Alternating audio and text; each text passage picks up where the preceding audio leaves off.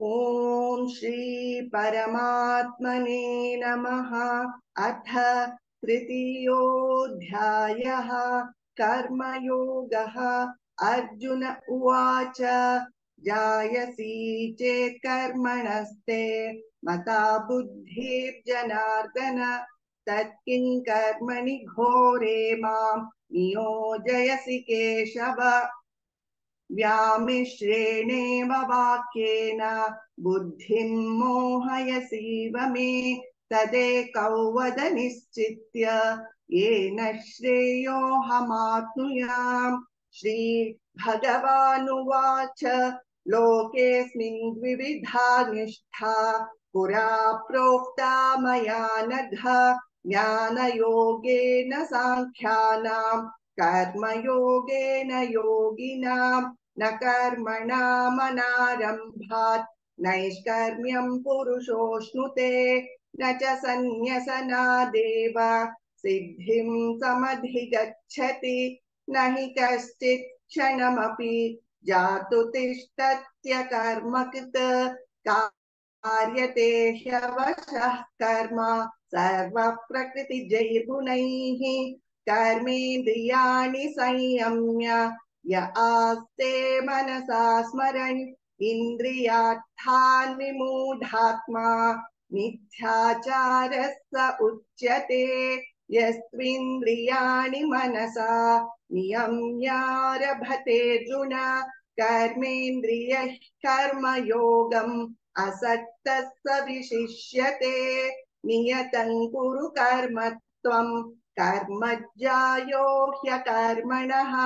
शरीरयात्रापि च ते न प्रसिद्धेद कर्मणः यज्ञार्थात् कर्मणोऽन्यत्र लोकोऽयं कर्म बन्धनः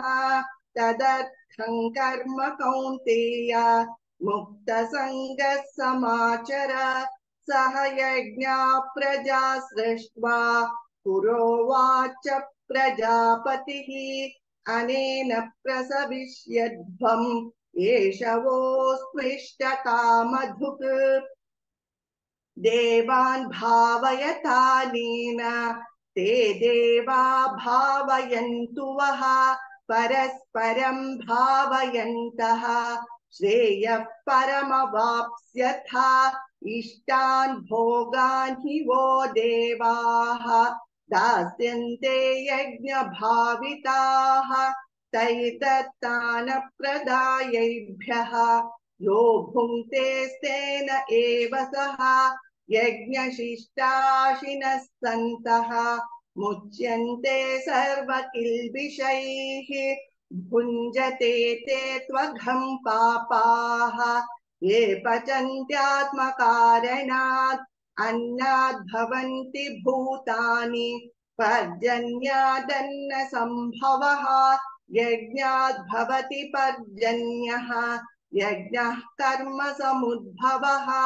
कर्म ब्रह्मोद्भवौ विद्धि ब्रह्माक्षर समुद्भवम् तस्मात् सर्वगतं ब्रह्मा नित्यं यज्ञे प्रतिष्ठितम् एवं प्रवर्तितं चक्रं नानुवर्तयति हयः अघायुरिन्द्रिया रामः मोघं पार्थ स जीवति यस्त्वात्मरतिरेव स्यात् आत्मतृप्तश्च मानवः आत्मन्येव च सन्तुष्टः तस्य कार्यं न विद्यते नैव तस्य कृतेनाथः नाकृतेनेह कश्चन न चास्य सर्वभूतेषु कश्चिदर्थव्यपाश्रयः तस्मादसक्तः सततं कार्यं कर्म समाचर असक्तो ह्याचरन् कर्म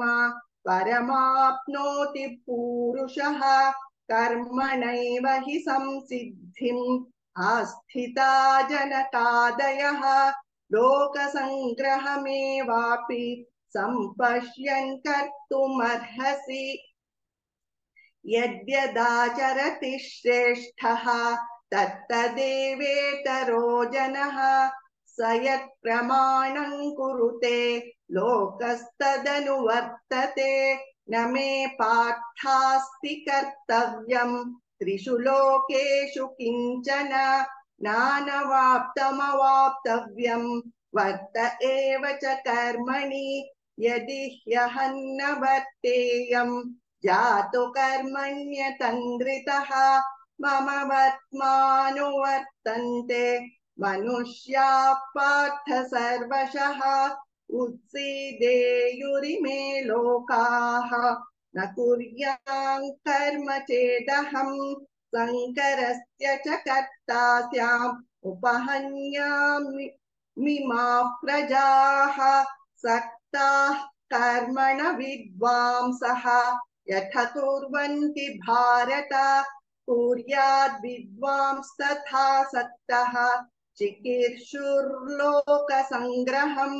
न बुद्धिभेदं जनयेत् अज्ञानां कर्मसङ्गिनां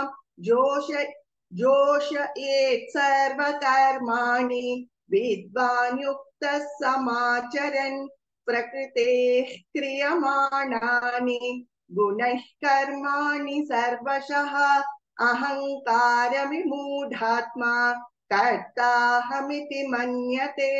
तत्तवित्तु महाबाहो गुणकर्म विभागयोः गुणा गुणेषु वर्तन्ते इति मत्वा न सज्जते प्रकृते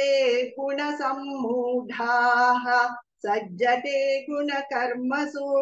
तान् कृत्स्नविदो मन्दान् कृत्स्नभिन्न विचालयेत् महि सर्वाणि कर्माणि सन्न्यस्याध्यात्मचेतसा निराशीर्निर्ममो भूत्वा युध्यस्व विगतज्वरः ये मे मतमिदं नित्यम् अनुतिष्ठन्ति मानवाः श्रद्धावन्तो न सूयन्तः मुच्यन्ते तेऽपि कर्मभिः ये त्वेतदभ्यसूयन्तः नानुतिष्ठन्ति मे मतम् सर्वज्ञानविमूढांस्तान् विद्धि नष्टान चेतसः सदृशं चेष्टते स्वस्याः प्रकृतेर्ज्ञानवानपि प्रकृतिं यान्ति भूतानि निग्रहः किं करिष्यति इन्द्रियस्येन्द्रियस्यार्थे रागद्वेषौ व्यवस्थितौ तयोर्न वशमागच्छेत् तौ ह्यस्य परिपन्थिनौ श्रेयान् स्वधर्मो विगुणः परधर्मात् स्वनुष्ठितात् स्वधर्मे निधनं श्रेयः परधर्मो भयापहः अर्जुन उवाच अथ केन प्रयुक्तोऽयं पापं चरति पूरुषः अनिच्छन्नपि वाष्णेय बलादिव नियोजितः श्रीभगवानुवाच काम एष क्रोध एषः रजोगुणसमुद्भवः महाशनो महापाप्मा विद्धेनमिह वैरिणम् धूमेनाव्रियते वह्निः यथादर्शो मलेन च यथोल्बेनावृतो गर्भः तथा तेनेदमावृतम् आवृतं ज्ञानमेतेन ज्ञानिनो नित्यवैरिणा कामरूपेण कौन्तेय दुष्पूरेणानलेन च इन्द्रियाणि मनो बुद्धिः अस्याधिष्ठानमुच्यते एतैर्विमोहयत्येषः ज्ञानमावृत्य देहिनम्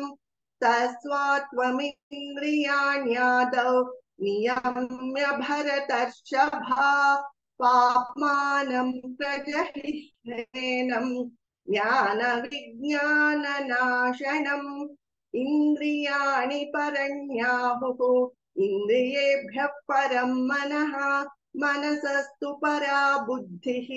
यो बुद्धे परतस्तु सः एवं बुद्धेः परं बुद्ध्वा संस्तभ्यात्मानमात्मना जहि शत्रुं महाबाहो कामरूपं दुरासदम्। ॐ तत्सदिति श्रीमद्भगवद्गीतासु उपनिषत्सु ब्रह्मविद्याया योगशास्त्रे श्रीकृष्णार्जुनसंवादे कर्मयोगो नाम तृतीयोऽध्यायः। सर्वधर्मान् परित्यज्य मामेकं शरणं व्रज, अहं त्वा सर्वपापेभ्यः मोक्षयिष्यामि मा शुचः।